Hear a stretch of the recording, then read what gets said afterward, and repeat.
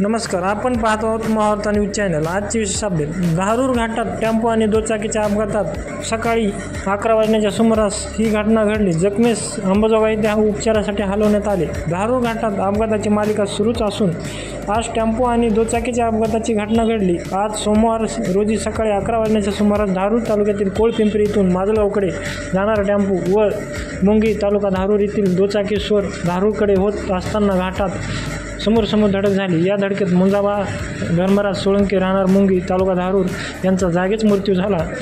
या दुचाकीवरील रमेश मोरे हे जखमी झाले। त्यांना धारूर येथील ग्रामीण रुग्णालयात प्राथमिक उपचार करून पुढील पाठवण्यात अंबाजोगाई येथील स्वामी रामनाथ तीर्थ रुग्णालयात पाठवण्यात आले। दरम्यान अपघातामुळे धारूर घाट रुंदीकरण प्रश्न पुन्हा चर्चेत आला असून या नावाने होणारा मार्ग कसा व कुठून होणार यावर चर्चा रंगत आहे।